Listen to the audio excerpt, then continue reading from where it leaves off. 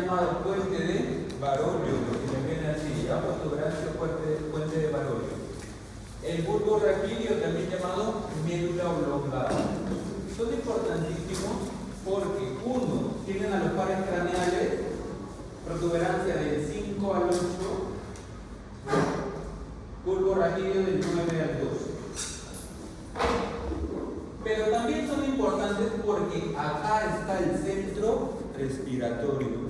Ya como les decía, el hecho que tú cuando estés dormido o incluso de repente te desmayas y sigas respirando, a pesar de que estás inconsciente, es por el centro respiratorio.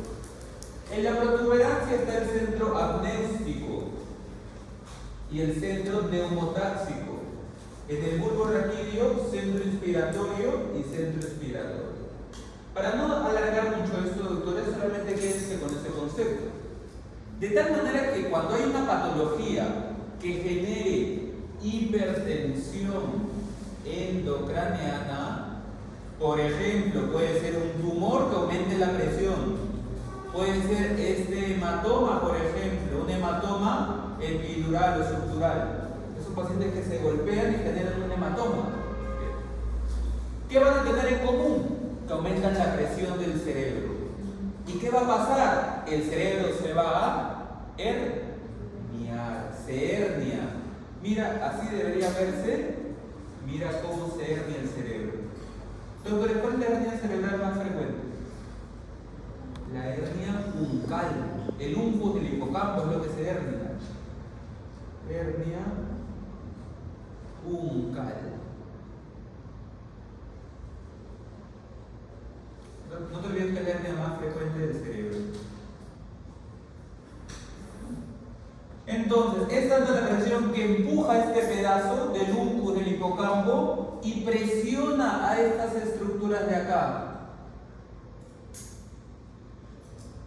Va a presionar el uncus a la protuberancia y va a presionar al bulbo raquídeo. ¿Y qué va a generar? Que estos centros respiratorios ya no trabajen.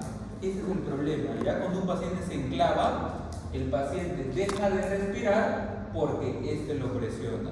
¿Y el paciente en qué entrará? En un paro cardiorrespiratorio. Un paro cardiorrespiratorio. Ese es el problema de las famosas hernias cerebrales, ¿ya? La hipertensión intracraneal.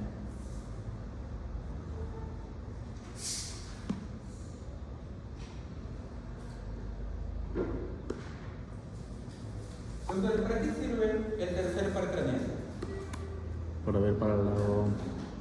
Mover los ojitos, ¿no? Uno. Y dos, a nivel de la pupila, ¿qué hace? Bajo.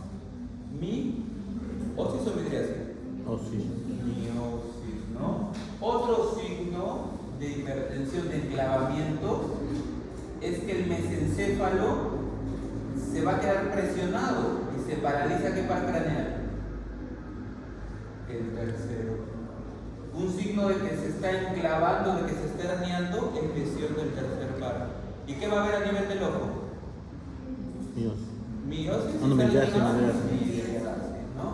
Estos pacientes que hacen una hernia tienen por compresión lesión del tercer par que está saliendo del mesencéfalo. Mira.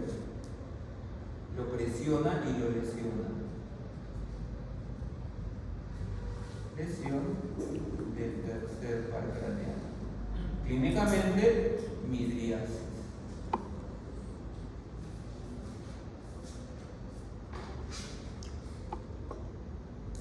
O sea, la pupila está dilatadísima. Es por eso que cuando encuentras un paciente inconsciente, ¿qué haces? Le miras la pupila con la linterna, ¿sí o no? Y si tú encuentras midriasis, acuérdate, hernia del uncus, a punto de enclavarse y morir, porque si baja un poco más, llega a los centros respiratorios. ¿Ya? Por eso es que medimos pupilas, miramos pupilas en un paciente que ha sufrido, por ejemplo, un TEC, un traumatismo craneoencefálico.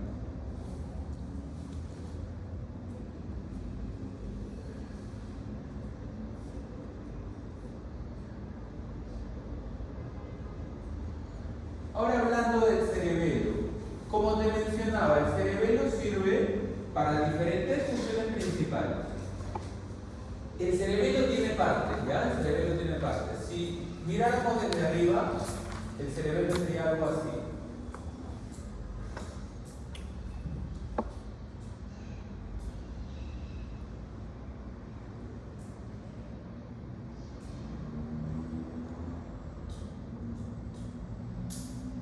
Desde arriba sería algo así el cerebelo. Esta parte de acá representa al paleocerebelo.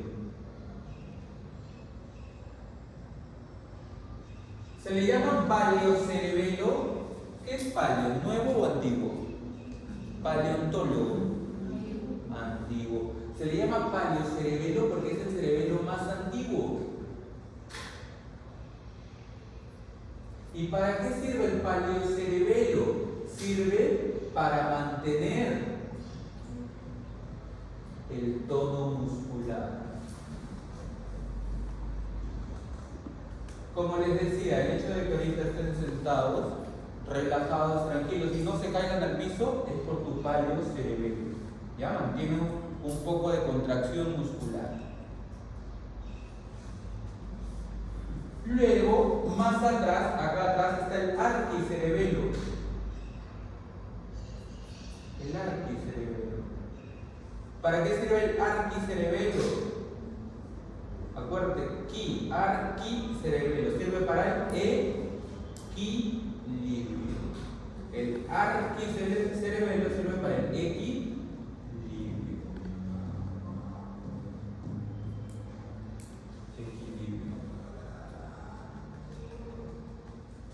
Y tenemos el cerebelo más nuevo que se desarrolló después, el neocerebelo, que es este de acá.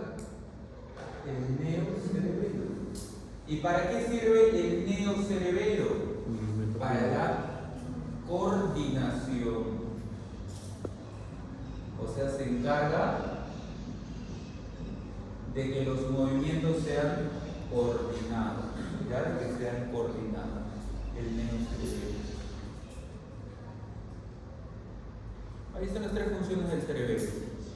Doctores, el paleocerebelo, el más antiguo, está ubicado en el lóbulo anterior.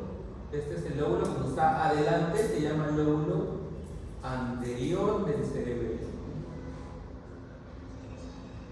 Lóbulo anterior.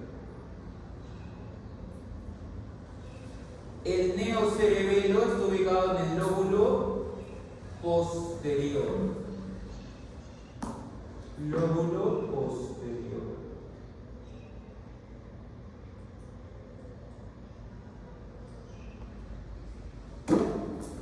Lóbulo posterior. Perdón, el neocerebelo, ¿no? Lo he escrito arriba. Neocerebelo, lóbulo posterior.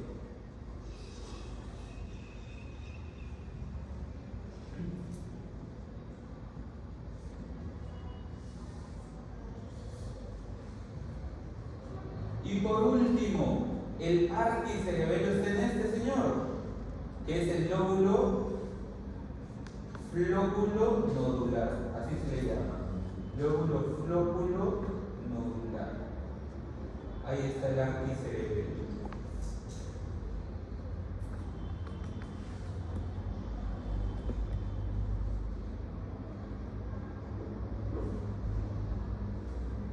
Lóbulo flóculo nodular.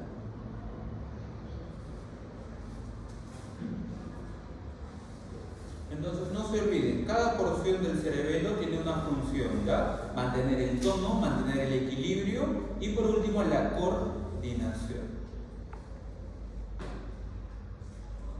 De tal manera que cuando se lesiona el cerebelo van a aparecer algunas manifestaciones clínicas. Por ejemplo, el paciente va a perder el equilibrio. ¿Cómo se llama perder el equilibrio en medicina? Comienza con A. Ataxia. Cuando se lesiona el cerebelo pierdes el equilibrio. Eso se llama ataxia.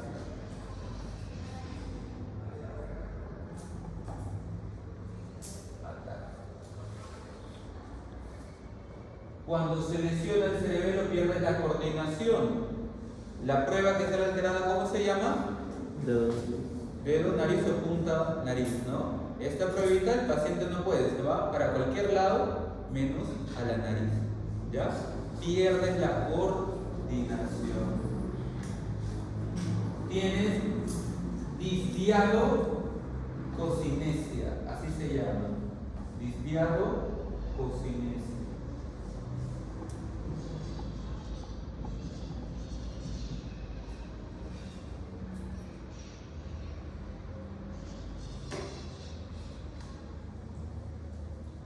Doctores, ¿cómo se llama esa prueba para ver el equilibrio? Romberg, ¿no? Ustedes mantienen, toda persona mantiene el equilibrio por tres cosas: cerebelo, ¿qué más? La parte vestibular del octavo par craneal, ¿no? En el oído. Y por último, ¿por qué cosa más? Por la médula, el cordón blanco posterior de la médula. Son tres cositas. Cuando ustedes quieran ver,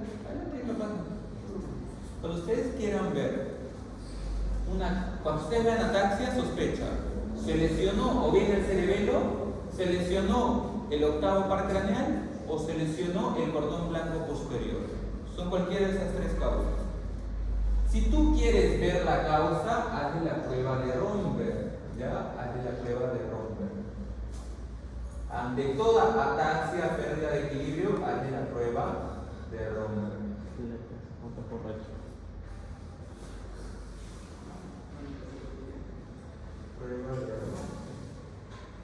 Si sale positiva la prueba de Romberg,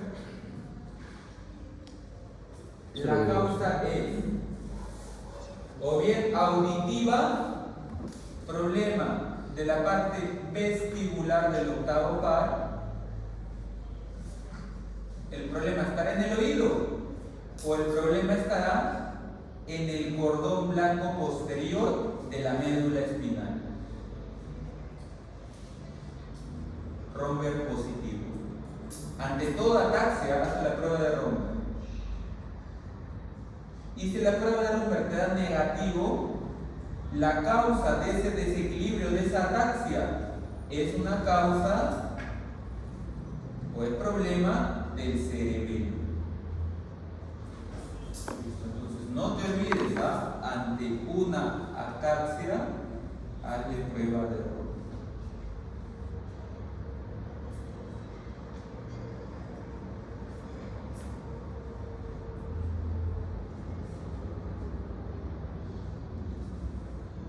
¿Cuál es la otra causa? Pero te vas a dar cuenta si vamos el paciente ha tomado. Siempre. Se sobreentiende que si es un paciente que esté sobrio, pues no va a haber un paciente que se haya ido de fiesta Boulevard y lo ves tan valiente que vas a pensar que es cerebelo, no. Depende del contexto. La pregunta es: ¿por qué se lesionó el paciente? ¿Por qué se lesionó el cerebelo? Puede haber varias causas. ACV, tumor. Un ACV que compromete la irrigación, pero hay algo típico en niños, tienen que saber si esto es típico de niños. El tumor del sistema nervioso central más frecuente del niño son los del cerebelo. No te olvides, si un niño comienza con ataxia, comienza con problemas de coordinación, la causa de ese problema de cerebelo en niños es un tumor de esa zona, es por tumor. ¿Y cómo se llama ese tumor del cerebelo? Se llama meduloblastoma. Cuando veamos tumores cerebrales, entonces, y hablemos de los tumores de niñitos, acuérdate, si te dicen niño con pérdida de equilibrio, Romberg negativo, no coordina movimientos, tu sospecha va a ser tumor de tipo meduloblastoma, que es el tumor del cerebro más frecuente en pediatría. El tumor, mejor dicho, del encéfalo más frecuente en pediatría.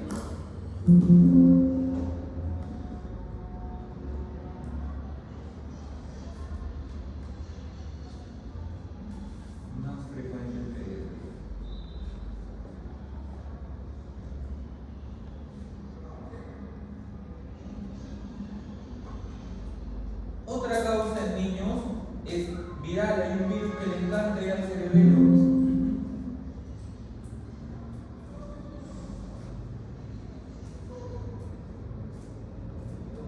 ¿Cuál es el virus que le encanta ir al cerebelo?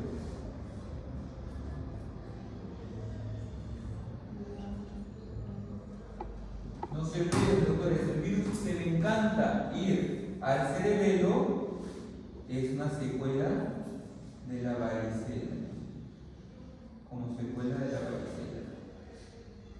Ya, o sea, el virus del herpes tipo 3, herpes zóster.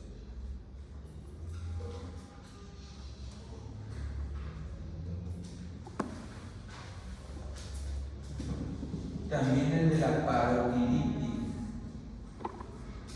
El de la parotiditis también.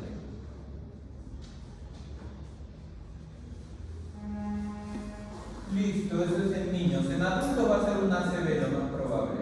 Accidente cerebrovascular. Doctores, ¿los tumores de cerebelo son supra o infratentoriales? Para eso tenemos que recordar que es el tentorio. El tentorio, en pocas palabras, les resumo, es una raya. Es una raya de tejido, ¿ya? Es un tejido. Todo lo que esté por encima se llamará supra o infratentorial.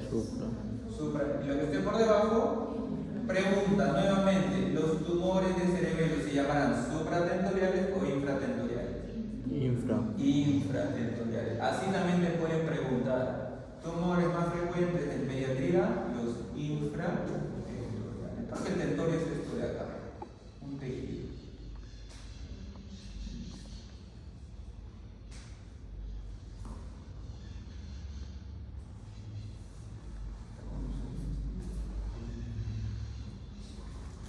Yo dormí 3:30 de la mañana, me he levantado 6:30 para trabajar. Estoy acá intacto. ¿Tú cuántos años tienes? Yo 20. Tengo 40 años. Ya he dormido 3 horas. No, pero da sueño, no almorzar, ¿no? Doctores, ahora vamos a ver cómo se produce el líquido cefalorraquídeo. El líquido cefalorraquídeo se produce acá en los ventrículos, ¿no? Específicamente en qué zonas? En los plexos coroideos. Hay como una telita ya llamada plexo coroideo. Es como una agüita que se produce, ya, pero se llama líquido cefalorraquídeo. Esta agüita va a circular. Circula. A nivel de unos huecos que hay dentro del encéfalo. ¿Cómo se llaman estos huecos? Los ventrículos, ¿no? Primero comienza en este ventrículo de acá, llamado ventrículo lateral. En ese que estoy encerrando es el ventrículo lateral, en esta forma, ¿no? Ventrículo lateral.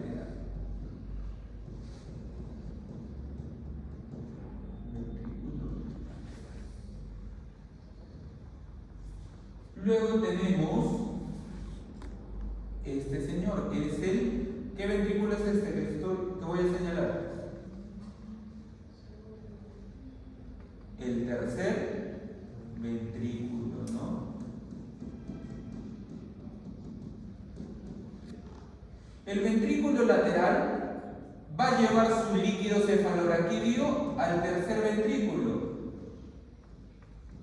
Mira cómo esta agüita llegó al tercer ventrículo. Y para ello necesita comunicarse mediante este huequito de acá. ¿Cómo se llama este señor que es un agujero? Monro. Agujero de Monro-Kelly. Este que te estoy señalando.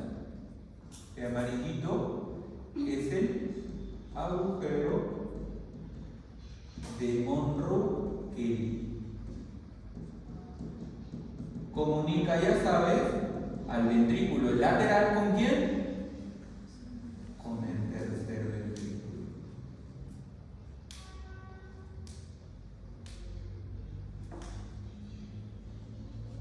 Luego tengo al cuarto ventrículo, miren, este de amarillito que está por delante tengo al cuarto ventrículo. Y el tercero se comunica con el cuarto por este acueducto de acá que estoy señalando de morado, ese caminito. ¿Cómo se llama ese caminito que he señalado de morado? Sí. El acueducto de Silvio. ¿Y en qué parte del sistema nervioso está? Lo vimos hace un rato. Acueducto de Silvio. Protuberancia, mesencéfalo, bulbo raquídeo. Sustancia víspera y voluntaria, ¿te acuerdas? Mesencéfalo. Mesencéfalo. No, mira, date cuenta el dibujo, mira, mesencéfalo, acueducto de Silvio. Entonces, el tercer ventrículo conecta con el cuarto por el acueducto de Silvio. Acueducto de Silvio. Ahí está ya, ventrículo lateral, tercer ventrículo, agujero de morro, tercer con el cuarto ventrículo, acueducto de Silvio. Bien, así circula el líquido suprarraquídeo.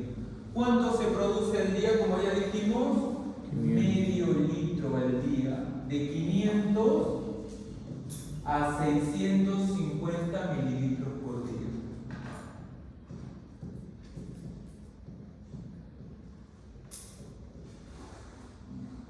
Medio litro al día. ¿Y quién lo produce? Lo produce el plexo córneo.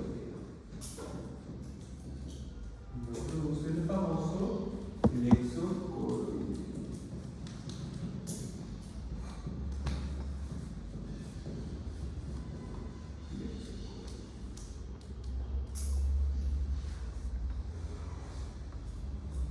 Bien, ustedes ya llenan la circulación, ya lo hemos explicado acá, así que no habría problemas con el llenado de la circulación. Ahorita vamos a regresar aquí ya para que puedan completar. Solo quiero que observen algo, miren. ¿Este quién será, doctores? ¿Quién será este? Está formando líquido, mira cómo lo bota. ¿Quién será? El plexo coroideo, ¿no? Miren, este es el plexo coroideo. Mira cómo bota el líquido.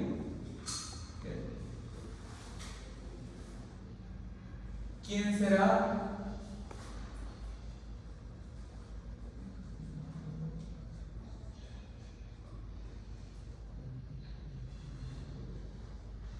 ¿Quién es esa estructura que parece una manito?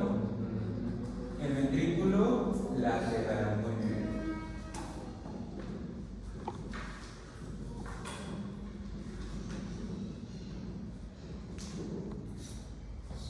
Ventrículo lateral.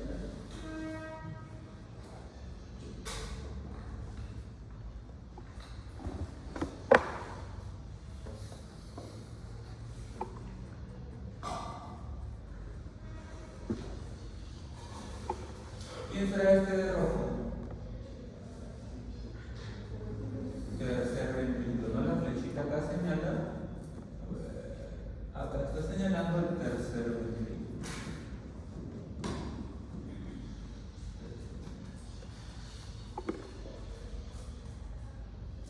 ¿Este quién será? Este de acá. Agujero de morro.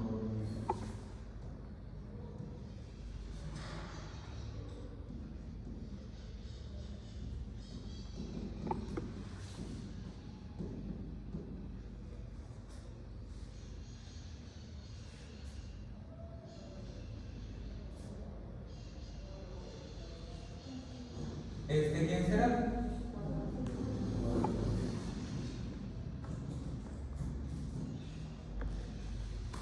Si este es tercero y este es cuarto, ¿quién será este? Silvio. ¿En dónde se encuentra? Bien.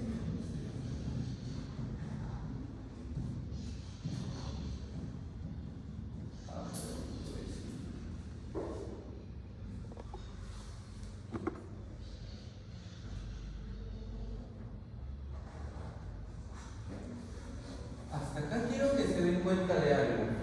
Miren cómo el líquido cefalorraquídeo se produce dentro de los ventrículos. Miren, está por dentro. Pero tú, ¿dónde quieres el líquido cefalorraquídeo? ¿Adentro o afuera?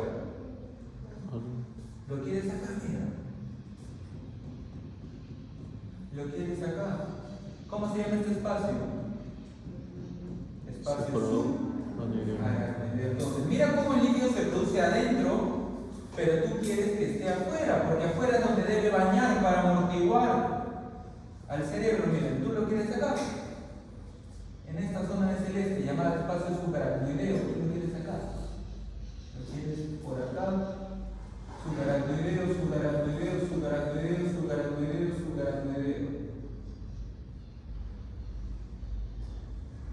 Acá es donde tu cuerpo lo necesita.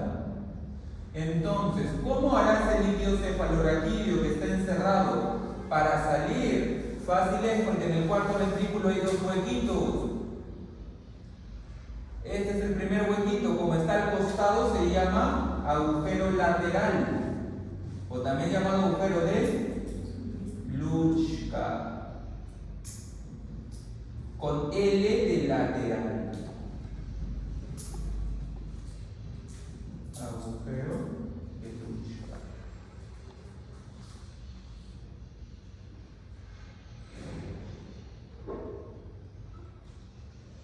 Y así como tienes un agujero que lo bota al costadito, hace que llegue, es como un agujero que hace que salga hacia acá.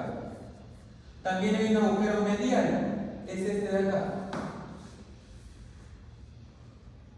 Está en medio, agujero medial. Mira cómo el líquido que está adentro sale afuera, mira la flecha.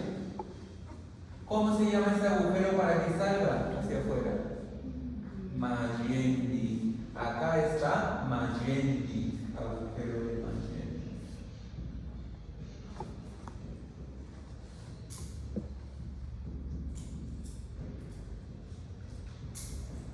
Mi llamado medial. Agujero de Lutschka y agujero de Magenti. Y es así, doctores, como el líquido cefalorraquídeo, que estaba, como te digo, adentro de los ventrículos, sale al exterior, al espacio subaracnoideo, ¿ya? Agujero de Lutschka, agujero de Magenti. Y listo, sale al espacio subaracnoideo.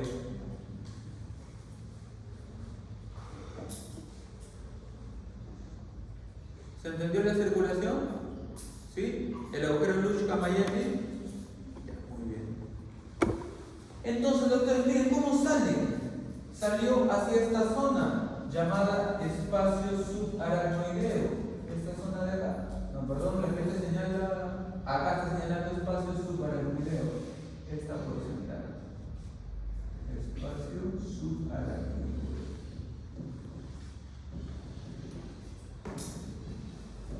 Ahí circula. Pero así como se producen los plexos coroideos, se tiene que reabsorber.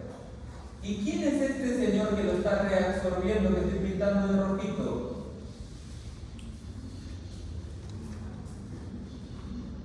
¿Quién es el que reabsorbe el líquido? Esto de rojito, esto de acá. Las vellosidades o granulaciones aracnoideas. Mira, acá está una, acá está otra, ¿ya? Vellosidades o granulaciones aracnoideas son las que reabsorben líquido cefalorraquídeo. Vellosidades o granulaciones aracnoideas.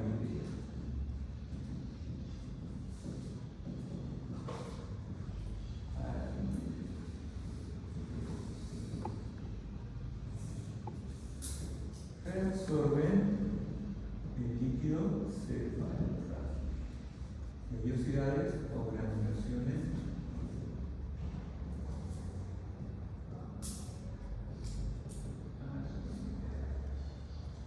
Listo, lo reabsorben constantemente ese líquido cefalorraquídeo hacia la circulación venosa. Mira, acá están las venas del cerebro. Esto de azul son las venas del cerebro. Bien. Esta es la famosa circulación. Ya, toda la circulación. ¿Cómo es? ¿Fácil, difícil? Más o menos. Más o menos, ¿no? Esa imagen, doctores, practíquenla bastante. Ya, practíquenla bastante, la circulación. Ustedes mismos identifiquen Luchka, Mayen, identifiquen de repente el Silvio, etc. Y las granulaciones, que son las que reabsorben el líquido cefalorraquídeo. ¿Cuál es el término médico cuando se acumula el líquido cefalorraquídeo? Y crece la cabecita muchas veces. Hidrocefalia. Hidrocefalia. Vamos a ver que cuando falla esta circulación va a haber hidrocefalia. ¿Ya? Hidrocefalia. Y hay dos causas de hidrocefalia. Se llamarán comunicante y no comunicante. ¿De qué depende la hidrocefalia comunicante y no comunicante? Sí, obstrucción. Sí, doctores, miren, se llamará no comunicante, mira, hidrocefalia porque hay mucho líquido cefalorraquídeo. Se llamará no comunicante si, como dice el nombre, no hay comunicación entre los ventrículos. Doctor, ¿en cristiano qué es? Que se hayan tapado ¿qué? ¿Agujero de Monroe? ¿O se haya tapado ¿qué? Sí. Cuando el líquido no circula por obstrucción se llama no comunicante, cuando hay obstrucción.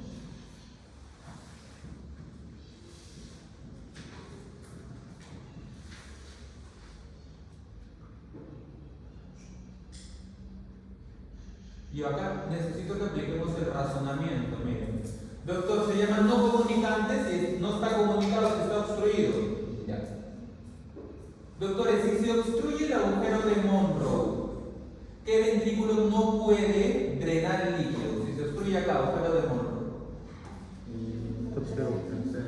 Los ventrículos laterales o tercer ventrículo, ¿quién no puede botar? Laterales. Laterales, ¿no? Miren, si se obstruye agujero de Monroe, el ventrículo lateral no puede botar su líquido. Entonces, ¿qué va a pasar con el ventrículo lateral? Crece, ¿no? Porque no puede botar. Miren, vas a encontrar ventrículo lateral crecido. ¿Ya? Ventrículo lateral crecido. ¿El tercer ventrículo estará crecido? No, porque más bien no le llega el líquido. Entonces, si la obstrucción es a nivel del agujero de Monroe, clínicamente o en la resonancia, el que va a estar agrandamiento será de los ventrículos laterales. Por eso, porque no baja.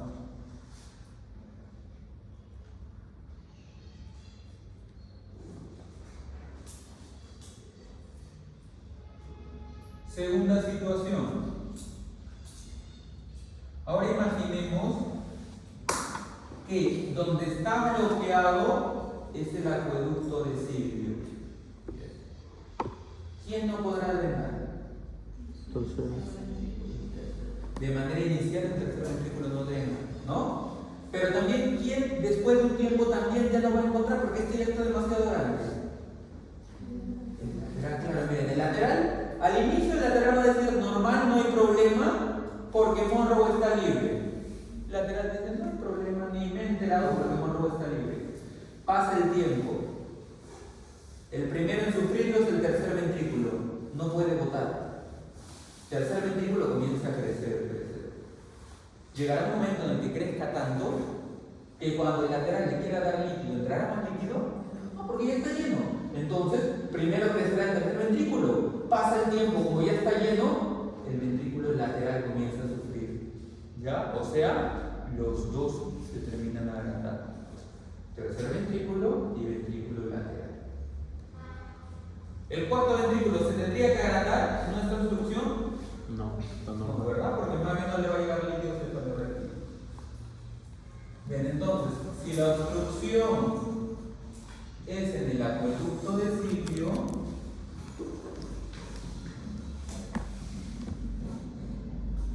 primero se agranda el tercer ventrículo Y si no lo solucionamos a tiempo, después se terminarán agrandando los ventrículos laterales. Ventrículos laterales.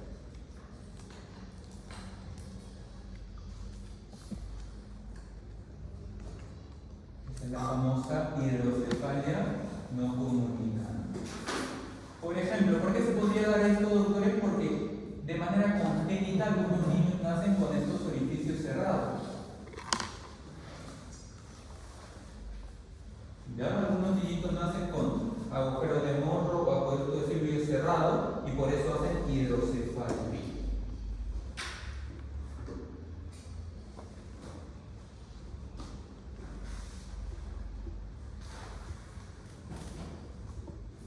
Ahora, hay otro tipo de hidrocefalia. Voy a borrar acá. Hay otro tipo de hidrocefalia.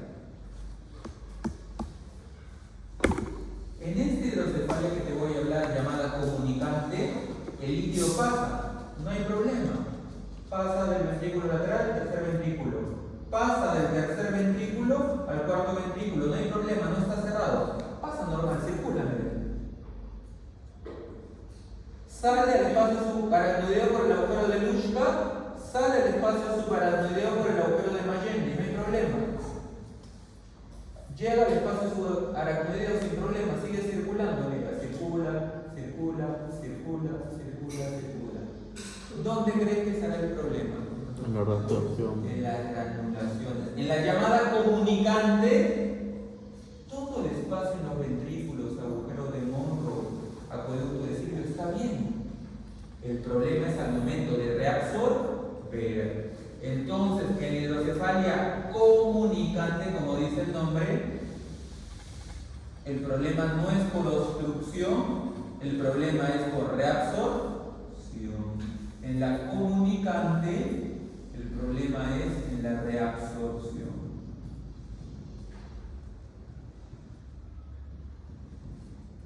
Acá está el problema. O sea, quien ha fallado es la granulación. ¿Cómo se llama esta granulación?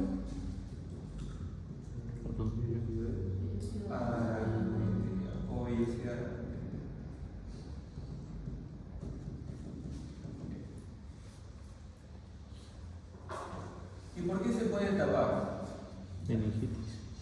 La vellosidad, muy bien, una cosa, la vellosidad aracnoidea es como si fuera un colador. Pregunta, ¿qué pasa si estás en la mañana, vas a venir a la universidad, tomas Quaker? ¿Qué pasa con el colador? Se tapa. ¿Se atasca, sí o no? ¿Se tapa? ¿Qué va a pasar, doctores? Cuando el líquido cefalorraquídeo se llene de sustancias inflamatorias, por ejemplo, ¿qué será esa sustancia inflamatoria? Meningitis. Se llene de sangre. ¿La sangre que tiene? Factores de coagulación, fibrina, ¿sí o no? Factores de coagulación, fibrina. Eso también va a espesar el líquido cefalorraquídeo del espacio subaracnoideo. Entonces, las dos causas que generan obstrucción de la vellosidad, acá este es el problema, pueden ser, como les mencioné, inflamación de ese líquido subaracnoideo, o sea, meningitis. Imagínate, entonces inflamación va a taponear eso. O puedes taponear la vellosidad porque hay sangre con factores de coagulación, sangre con fibrina. O sea que la fibrina es como un cemento que va a tapar ahí. ¿Cómo se llama eso? Hemorragia subaracnoidea. Hemorragia subaracnoidea. Esas son dos causas resaltantes de hidrocefalia comunicante.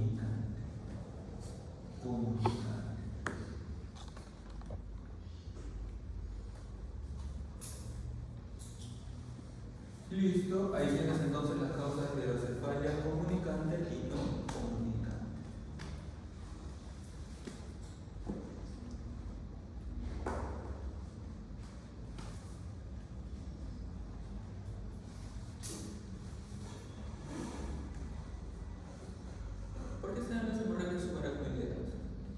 Hace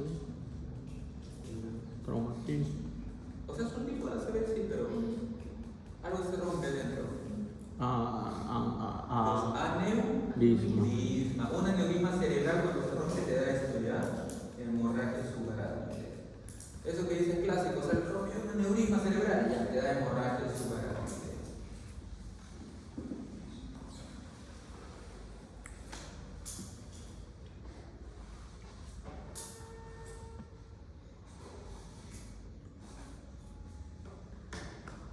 A ver, analicen y me dan la respuesta.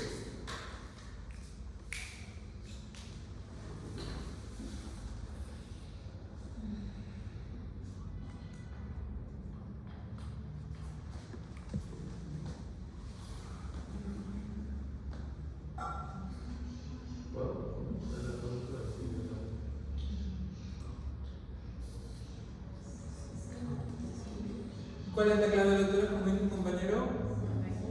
La clave B. B, acueducto de Silvio. A ver, vamos a ver. ¿Por qué, doctor? Usted dice que hay una dilatación de colas de Claro. Dice, tienes un lactante de 6 meses que has llevado a consulta porque tiene macrocefalia progresiva y se está quejando y llora, de repente le duele la cabecita porque algo está pasando. Le hacen obviamente una tomografía y en la tomografía ven esto, dilatación del ventrículo lateral y del tercer ventrículo. ¿Y el cuarto ventrículo cómo está? Normal. Está normal. ¿Eso qué te quiere decir? A ver, si se dilató ventrículo lateral, se dilató tercer ventrículo y el cuarto ventrículo está normal, ¿el problema estará acá? ¿Estará acá? Acá está cerrado, ¿no? Por eso es que estos dos han crecido, el lateral y el tercer ventrículo. Listo, entonces este que está cerrado, como dijo muy bien el doctor, es el acueducto de Silvio. Probablemente ese niñito haya nacido con un acueducto de Silvio cerrado de manera congénita y por eso está creciendo la cabecita por esta hidrocefalia. ¿Ya? Por esta hidrocefalia. Para evitar esto, ¿qué hacemos? O para detectarlo a tiempo, ¿qué hacemos? Tomografía. Los niñitos le mide el perímetro cefálico, ¿no? En pediatría, ¿todavía lleva pediatría, no, chicos? Todo niñito tú le tienes que medir el perímetro cefálico para detectar esto. ¿Ya? De manera, se puede decir, más precoz. Tiene el perímetro cefálico.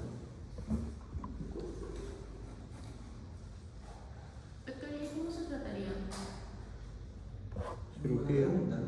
¿Qué se hace acá?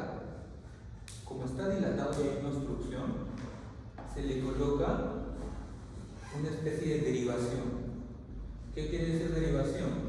Ingresan y se le pone entre comillas una especie de canal creado. Llamada derivación ventricular externa. Generalmente se ingresa por acá, por la parte más baja, porque obviamente arriba está el cerebro, por acá. Y se conecta eso a un tubito. ¿Y qué hace ese tubito? Comienza a drenar. Pero si la derivación es más arriba, se tiene que hacer otro tipo de abordaje para lo mismo. Intentar generar una derivación. Intentar drenar. ¿Ya? Obviamente habrá hidrocefalias que no sean abordables porque es difícil acceder a él. Entonces ahí sí, de repente el neurocirujano tiene que guiar aquí un plan, ya, para poder abordarlo. Pero lo ideal sería generar esa comunicación, esa derivación ventricular. Ahí entra el neurocirujano también. ¿Alguien quiere ser neurocirujano también? ¿No? ¿Nadie? ¿Cirujano cardiovascular? ¿Pediatría? ¿Nadie? ¿Ginecología? ¿Obstetricia? ¿Medicina interna? ¿Medicina interna? ¿Medicina interna? ¿Tú crees que es cirujano? Cirugía general. Cirugía general, muy bien.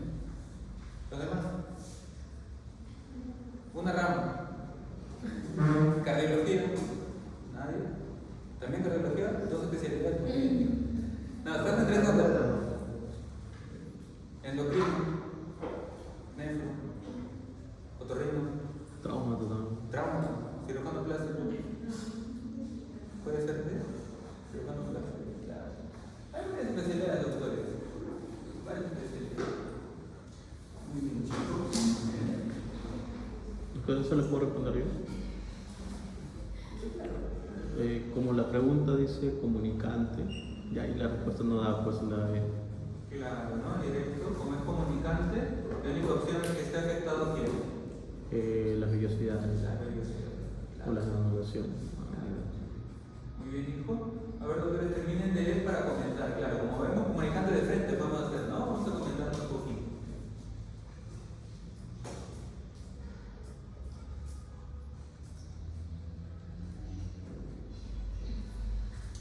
Son dudas de cirujano cardiovascular, pero o cardiólogo intervencionista. Por ejemplo, el cirujano cardiovascular opera corazón abierto, todo eso. Pero el cardiólogo intervencionista es el que ingresa por las arterias, mínimamente invasivo, y llega hasta el corazón. ¿Han visto el siglo pasado cuando vieron cardiología ST elevado se le hace fibrinólisis? Ya solo hace cardiólogo intervencionista. O se le hace angioplastía percutánea, que es entrar con un, entre comillas, taladrito para sacar el coágulo. Ya, eso lo hace el cardiólogo intervencionista. Entonces, sin duda en esa cosa. Porque el intervencionismo está creciendo, está creciendo bastante. ¿Por qué no cáncer? Oncología. También es interesante oncología. Pero lo malo es que debe ser también un poco. Pero es el futuro, pues todos vamos a tener cáncer, ¿no? Bueno, sí. O sea, lamentablemente.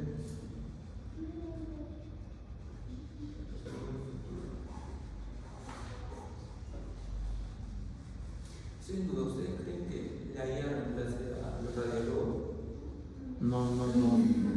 No puede. ¿Ustedes creen que no? Yo tengo todas las ideas de pro que yo pago y no me llega. Más o menos, un poco nada. Se equivoca mucho. ¿Se equivoca bastante? Sí, pero justo un poco vi un artículo que decía eso. Que la IA, o sea, planteaba el artículo, pues, si la IA podría reemplazar esa especialidad. Capaz más adelante. Capaz, realmente ahorita está lejos, ¿no? Pero quién sabe. Bien, doctores, entonces, ahora sí. Tenemos un varón de 23 años que estuvo sano, era un varón sano, y que de repente llega a emergencia por cefalea intensa. Cefalea intensa. Llega quejándose de dolor de cabeza, además refiere náuseas, vómitos y fotofobia. Cuando tú tengas una cefalea intensa con pérdida de conocimiento, de la nada, sin golpe, asociado a rigidez de nuca, esa es una hemorragia subaracnoidea. Ustedes dirán, doctor, yo le digo que rigidez de nuca es de qué? De meningitis, ¿sí o no? Pero si no hay fiebre y perdió el conocimiento, ya tú cambias ese chip, no va a ser meningitis, va a ser hemorragia subaracnoidea. ¿Ya? Cefalea sin fiebre con rigidez de nuca. Cefalea sin fiebre con rigidez de nuca. Hemorragia subaracnoidea. Además te dan un antecedente. ¿Qué pasó con el papá? Aneurisma. Falleció por un aneurisma. Mira cómo te refuerza, te está diciendo, hay un antecedente familiar. El papá falleció por aneurisma. Ahora sí, cantado, diagnóstico de hemorragia subaracnoidea. Le mandan su tomografía cerebral para ver si hay sangre y efectivamente hay hiperdensidad, que es cuando hay sangre, se pinta de blanco la tomografía.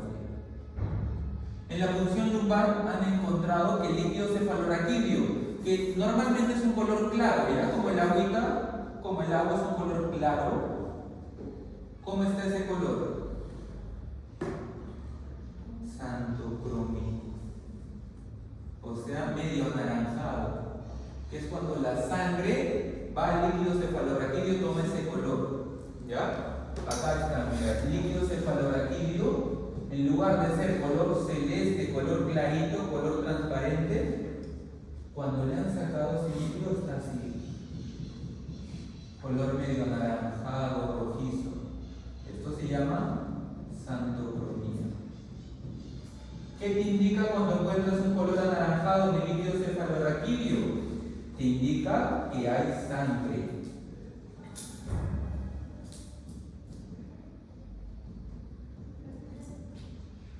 Y eso va a ser compatible con una hemorragia subaracnoidea.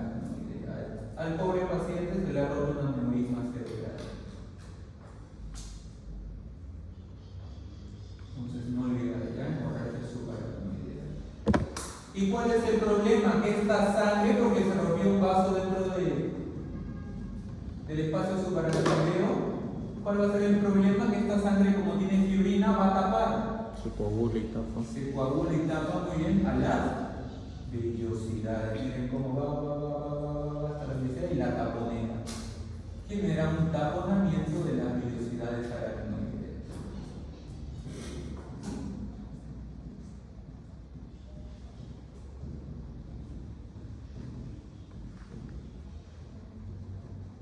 ¿Listo? Entonces el paciente ya no puede reabsorber el líquido cefalorraquídeo.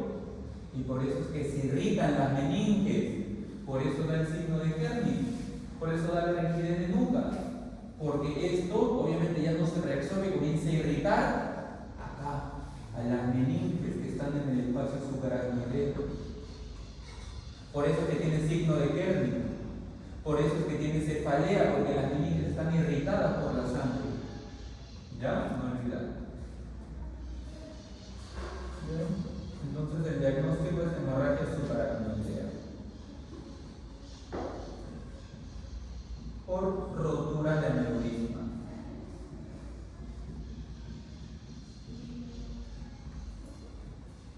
Pregunta: ¿cuál es el aneurisma cerebral más frecuente, doctor?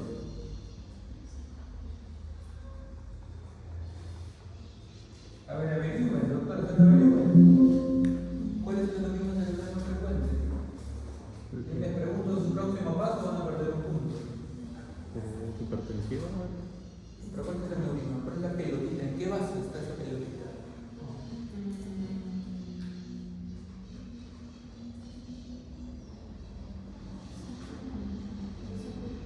Es el tipo circular. ¿Y en qué vaso sanguíneo? ¿En qué arteria? ¿Comunicante anterior o posterior? Anterior.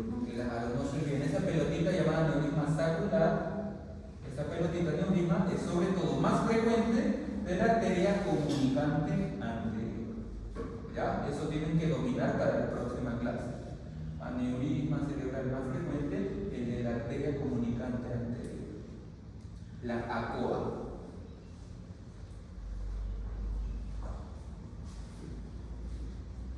Listo, nos hemos desviado un poco de la pregunta, pero tenemos que aprovecharla para explicar esto.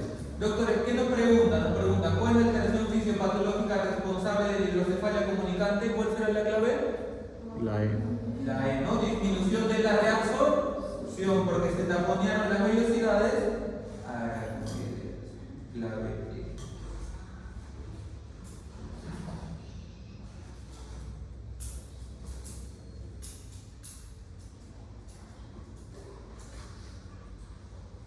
Doctores, si degeneran los plexos corrideos, ¿habrá hidrocefalia? Si no hay plexos corrideos. Más bien, ¿qué habrá? Disminución del líquido cefalorraquídeo. Doctor, una consulta. En la comunicante también hay hiperplasia del tercer y cuarto ventrículo. Claro, todo lo que afecte puede ser agujero, puede ser que el ventrículo esté cerrado. Cualquier causa que impida esa circulación.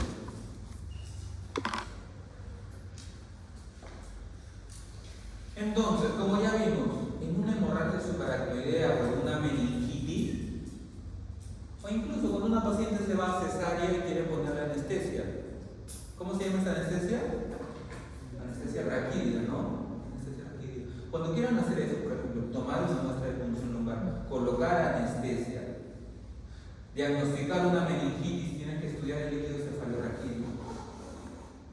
Tienes que hacer la punción lumbar, que está de acá. Y para hacer la punción lumbar tienes que hacer Y para ello tienes que saber a qué nivel termina la médula espinal. La médula espinal del adulto termina acá. ¿Qué vértebras son esas? Entre L1 y L2. Acá termina, mira, entre L1 y L2. En una estructura llamada cono medular. Entonces el cono medular en el adulto termina entre L1 y L2.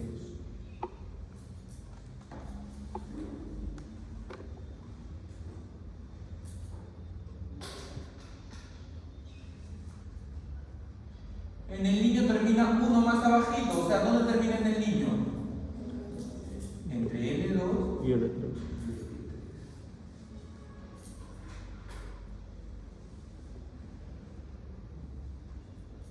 ¿Cuál es el problema? Si tú punzas muy arriba, de repente punzas, pones la aguja entre L1 y L2, te vas a llevar a la médula. El paciente lo puede dejar de repente parapléjico. Entonces tienes que hacerlo más abajo. No lo vas a hacer entre L2 y L3 porque está muy cerca. ¿Dónde crees que lo vas a hacer en el adulto? L4, un poquito más lejos. Si acaba entre L1 y L2, corre dos más. Lo haces entre L3 y L4 para asegurarte, ¿ya? Entonces la punción lumbar en el adulto es entre L3 y L4. ¿Y en el niño dónde lo harás? ¿Te das cuenta que corremos uno? Entonces, ¿cuánto correremos acá? L4 a L5, claro. Porque en el niñito acaba acá la médula, no lo vas a hacer acá, punzas más abajo. Entre L4 y L5. Claro, alguna vez se puede hacer un poquito más abajo. L5 S1 incluso.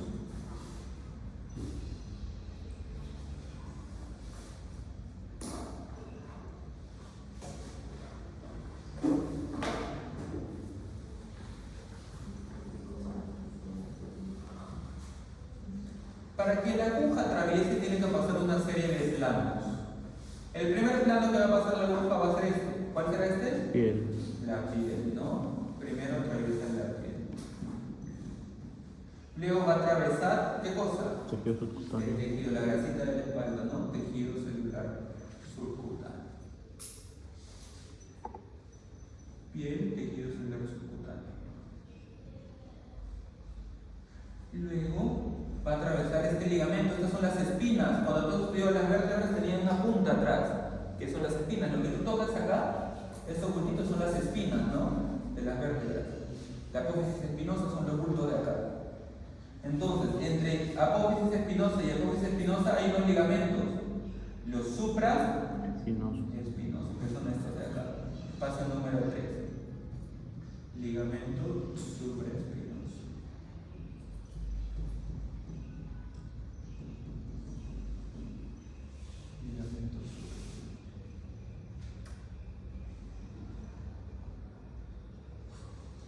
Entre espina y espina habrá un ligamento que une espina y espina, ¿cómo se llamará? Interespinoso. Interespinoso, el cuarto, el de acá. Número 4, atraviesa el ligamento interespinoso.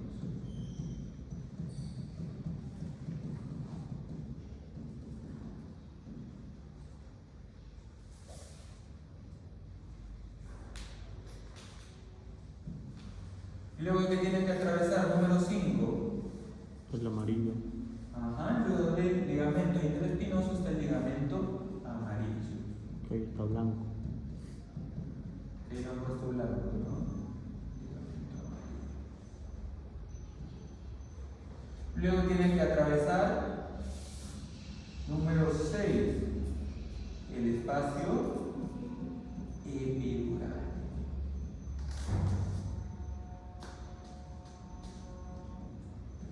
Ya no me alcanza el espacio. Número 6, epidural. Número 7, si atraviesa el espacio epidural, ¿a dónde llega? Epidural, ¿a dónde llega? A la dura madre, que es parte de la meninge. A la dura madre.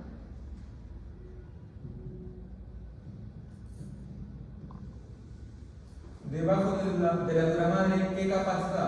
Trapezoide. Aracnoides.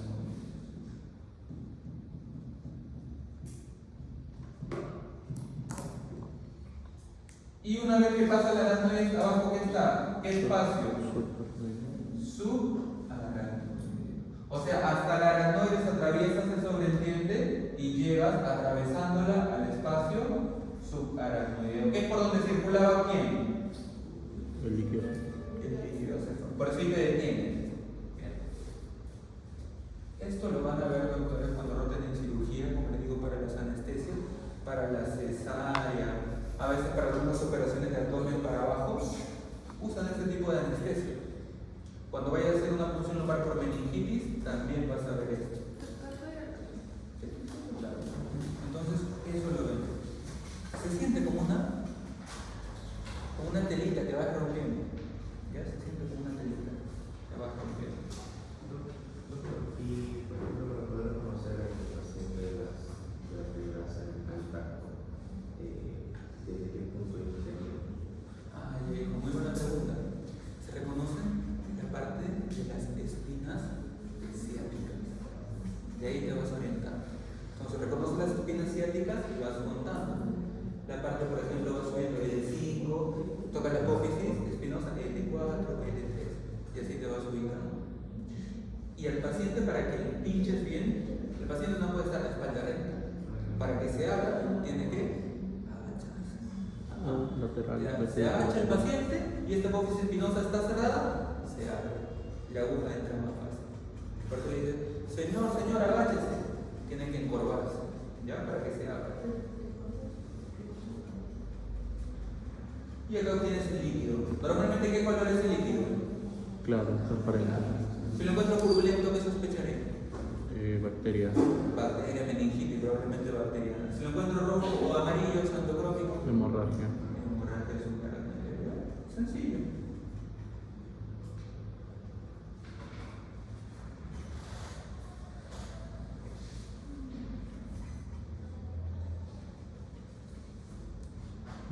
Lo ve. L3, L4, ¿no? Todos coincidimos. Es un adulto que tiene cefalea, fiebre. Ahora sí, fiebre con rigidez de nuca. ¿Será hemorragia subaracnoidea? No. ¿Qué será? Bacteria. Meningitis. Entonces, mira cómo la rigidez de nuca, sin fiebre es hemorragia subaracnoidea. Con fiebre es meningitis. Acá está. Fiebre, rigidez de nuca. Alteración del sensorio, etc. Bien, se sospecha de una meningitis. Bacteria. Quieres analizar el líquido y te preguntan dónde hace punción lumbar si es una mujer adulta entre L3 y L4.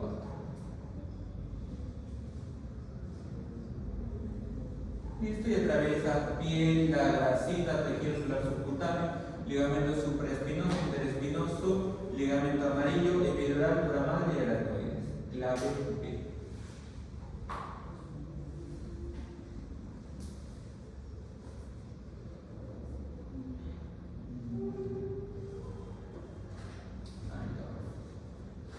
Vean el caso clínico. Primero me dicen el diagnóstico probable.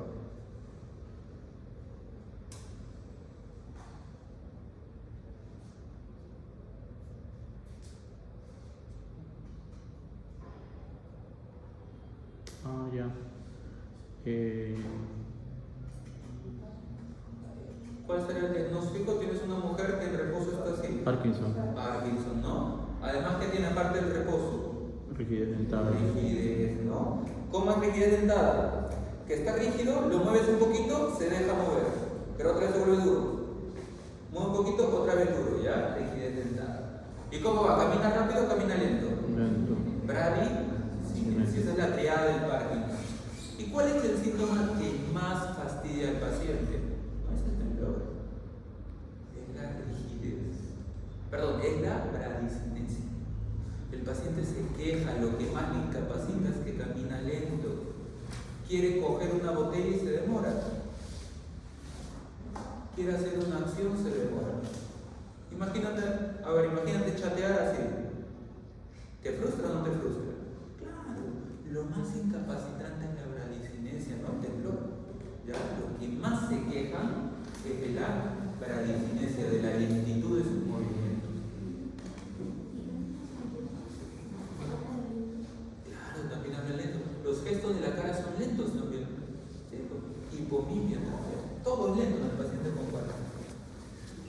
Bien, entonces, diagnóstico muy bien Parkinson, pero no nos preguntan eso. ¿Qué nos preguntan?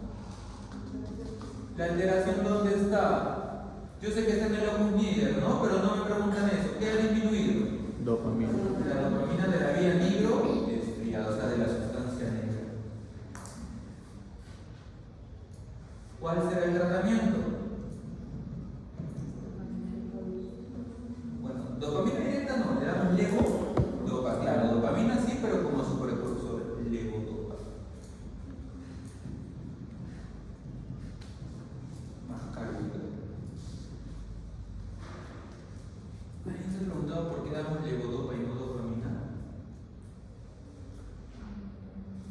Si tú le das una pastilla de dopamina, la dopamina antes de llegar al cerebro va a viajar al intestino y le va a dar diarrea, le va a dar vómito, le va a generar malestar.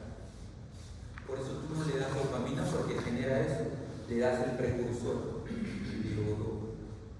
¿Y qué haces para que la levodopa, una vez que toma la pastilla, no se convierta en dopamina en los tejidos? Le das algo que lo impida, la carbidopa. La carbidopa impide que la levodopa se transforme en dopamina hasta que llegue a ¿dónde? Al cerebro. ¿Ahora entienden por qué no dan dopamina? Porque si no va a terminar con diarrea, con vómitos, que son efectos de la dopamina. Por eso le das su precursor, ¿ya? Por eso le das la levodopa.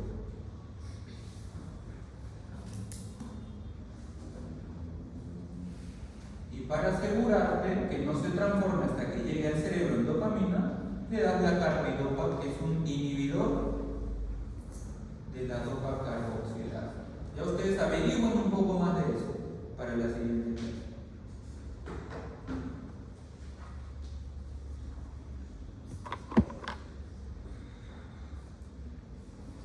Vamos a entrar ya en las últimas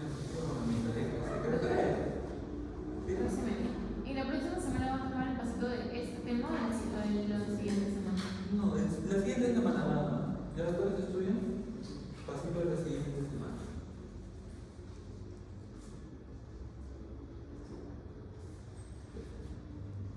Doctora, como les mencionaba, tenemos células de la glía. ¿Qué son células de la glía? Tú sabes que el sistema nervioso funciona por la neurona.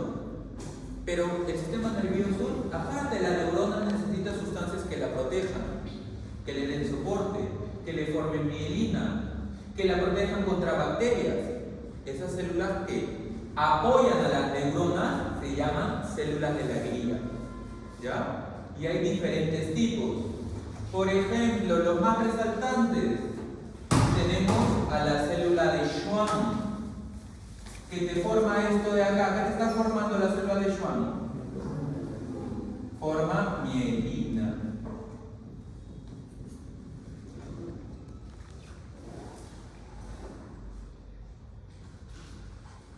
Tienes al oligodendrocito, que también te está formando mielina. Y sería, doctor, pero ¿cómo es posible? Los dos me forman mielina, ¿son lo mismo? No. A nivel del sistema nervioso central, en tu cerebro, en tu médula espinal, ¿quién forma la mielina? ¿Schwann o oligodendrocito? Oligodendrocito. Este forma mielina en el sistema nervioso central. En cambio, la célula de Schwann forma mielina en los nervios periféricos, sistema nervioso periférico.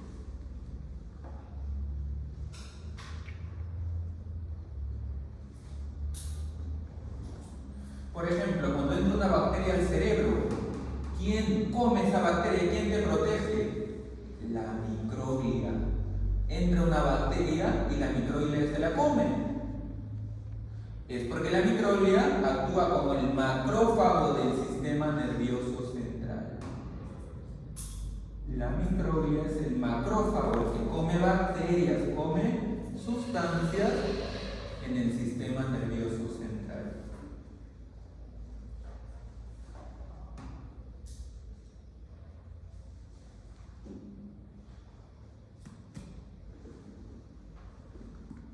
Tú sabes que el sistema nervioso es el sistema, por no decir el más importante del cuerpo,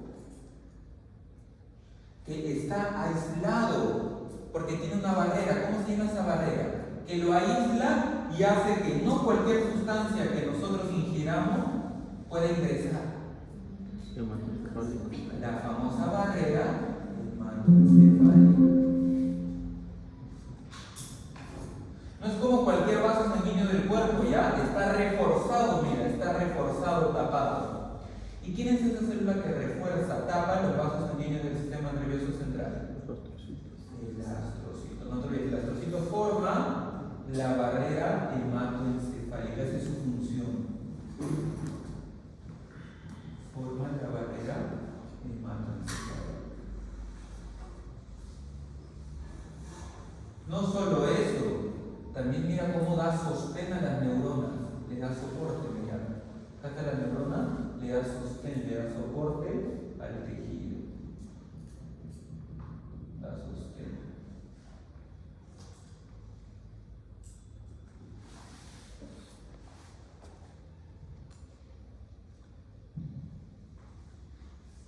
Y por último tienen las células ependimales. ¿Para qué sirven?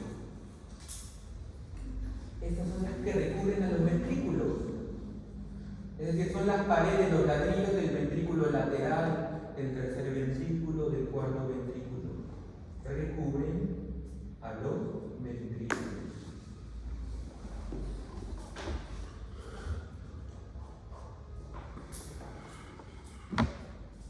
No solo eso, estas son las que forman el plexo coroideo. O sea, de manera indirecta, ¿qué producen estas células ependimales y forman el plexo coroideo? Líquido cefalorraquídeo.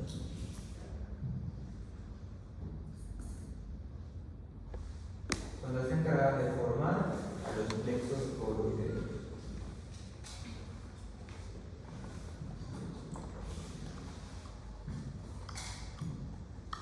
Listo, y tienes a todas las células del sistema nervioso.